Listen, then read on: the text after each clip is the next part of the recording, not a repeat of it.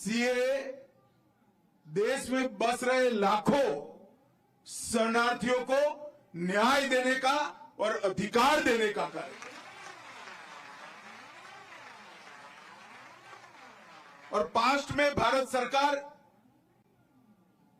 जो कांग्रेस पार्टी और इनके साथियों ने चलाई, इनकी तुष्टीकरण की नीति के कारण सन 47 से लेकर 2014 तक जो लोग देश की शरण में आए उनको अधिकार नहीं मिला, उनको न्याय नहीं मिला। उनकी प्रताड़ना पड़ोसी देशों में तो हुई क्योंकि वो हिंदू थे, जैन थे, बौद्ध थे, सिख थे, मगर उनकी प्रताड़ना अपने देश में भी हुई, यहां पर भी हुई।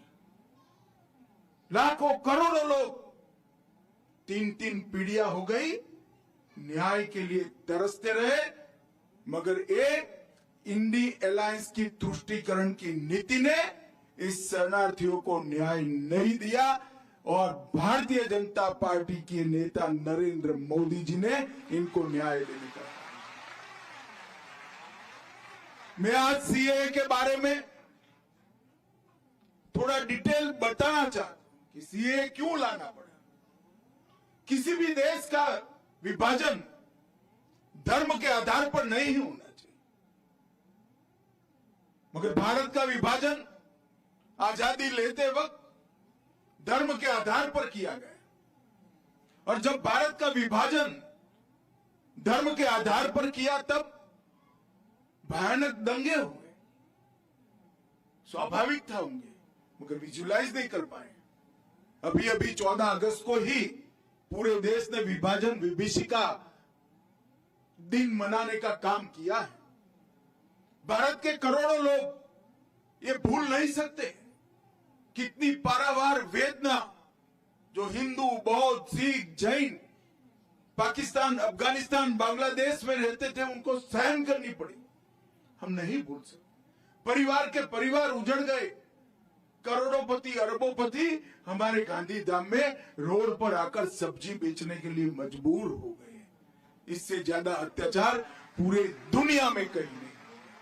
और उस वक्त विभाजन का फैसला तो किया, मगर जब ये परिणाम आने लगे, कांग्रेस के सभी नेताओं ने वादा किया था कि पड़ोसी देशों से जो शरणार्थी आते हैं, हिंदू आते हैं, बौद्ध आते हैं, सिख आते हैं, जैन आते हैं, उनको नागरिकता दी जाएगी। आपको भारत अपने यहां स्वागत करेगा। करना भी चाहिए था। बड़ा उचित निर्णय कांग्रेस के नेताओं ने लिया था, मगर जैसे जैसे चुनाव आया वो निर्णय से मुकरते गए। सन 47 में किया हुआ वादा, 48 में किया हुआ वादा, 50 में किया हुआ वादा, जवाहरलाल नेहरू ने किया हुआ वादा, महात्मा गांधी का आह्वान, वो सब भुला दिया गया। क्यों? क्योंकि उनको लगा कि इनको नागरिकता देंगे तो हमारी वोट बैंक नाराज हो जाएगी, और तुष्टीकरण के कारण ये लाखों करोड़ों लोगों को नागरिकता से वंचित रहना पड़ा। इससे बड़ा कोई पाप नहीं हो सकता, इससे बड़ा कोई पाप नहीं। वो वहां से भाग कर आए, प्रताड़ना झेल कर आए, अपना परिवार कई लोगों ने गंवाया, कई माताओं बहनों के साथ अत्याचार किए गए, करोड़ों की संपत्ति छोड़कर आए, और यहां आए, यहां उनको नागरिकता भी नहीं दी। 47 से मोदी जी प्रधानमंत्री बने तब तक 47 से 19 और 19 से 24 ये यात्रा इस देश का इतिहास हमेशा याद रखेगा। मैं आज इस मंच से जिन जिन लोगों ने सरकारें चलाई उनको पूछना चाहता हूं, क्या दोष था इन लोगों का जो अपनी बहन बेटियों को बचाने के लिए यहां है, अपनी संपत्ति को, अपने धर्म को, अपने सम्मान को बचाने के लिए आए? वो क्यों भारत के नागरिक नहीं बन सकते? एक और तो सीमा से आपने घुसपैठ कराई, करोड़ों घुसपैठियों को आने दिया, अवैध रूप से उनको नागरिक बना दिए, और जो कानून को मानते हैं, आपको एप्लीकेशन की, उनको कहते हैं कानून में इसकी जगह नहीं है। कानून लोगों के लिए होता है, कानून के लिए लोग नहीं होते हैं। हमने 2014 में वादा किया था कि अगर भारतीय जनता पार्टी को मैंडेट मिला तो हम सीए लाएंगे और 2019 में हम सीए लेकर आए। और करोड़ों हिंदू, करोड़ों जैन, बौद्ध, सिख जिनको न्याय नहीं मिला था उनको न्याय देने की शुरुआत हुई। मैं आज इस मंच से स्पष्टता से कहना चाहता हूं, मैं काफी समय चुप रहा हूं। ये कानून पारित हुआ था 19 में। 19 में कानून पारित होने के बाद भी सबको भड़काया गया कि इससे मुसलमानों को अन्याय होगा, मुसलमानों की नागरिकता चली जाएगी। मैं आज फिर से स्पष्ट करना चाहता हूं मेरे मुस्लिम भाइयों बहनों के लिए, ये कानून में किसी की नागरिकता लेने की कोई प्रोविजन नहीं है। ये कानून नागरिकता देने का कानून है। अभी हमने दी, इनके चेहरे देखिए। हमारे ही देश के लोग हमारे ही देश में निराश्रित बनकर रह गए। इससे बड़ा दुर्भाग्य और विडंबना क्या हो सकती है? इतने सालों तक ये तुष्टीकरण की नीति के कारण ये नहीं हो पाया था। नरेंद्र मोदी जी ने 19 में कानून लाने का फैसला दिया और मुझे संसद में वो कानून को पारित करने के लिए रखने का सौभाग्य। 19 में कानून पारित होते हुए भी आज 188 परिवार यहां खुशहाल खड़े हैं। क्यों नहीं मिला भाई 19 से 24 आपको? देश में दंगे कराए गए, अल्पसंख्यकों को भड़काया गया।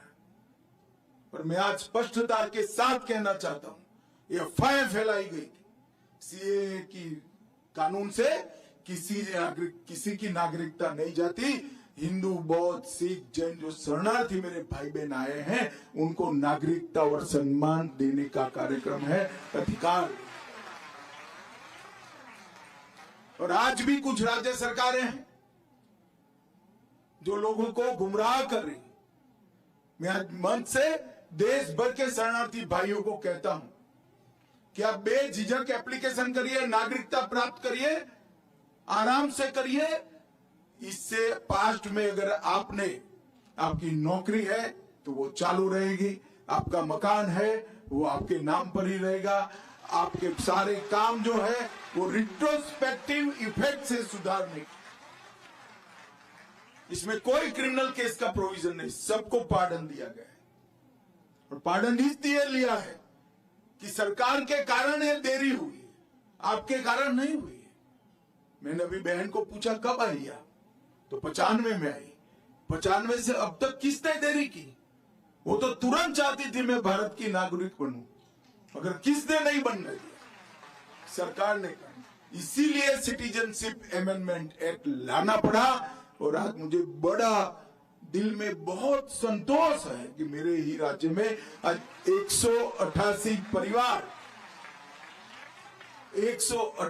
परिवार मां भारती के परिवार बनकर, हमारे भाई बहन बनकर, हमारे साथ सम्मान के साथ। और मैं आज अपील करना चाहता हूं देश भर के शरणार्थी भाइयों बहनों को, कोई भी गुमराह करे, कोई भी पार्टी करे, मैं पार्टियों का नाम नहीं लेना चाहता, मगर आप मत मानिएगा। ये कानून आपको न्याय देने के लिए है। आपके साथ जो अत्याचार हुए हैं इसकी क्षमा के साथ परिमार्जन के लिए आपको सम्मान देने का कानून।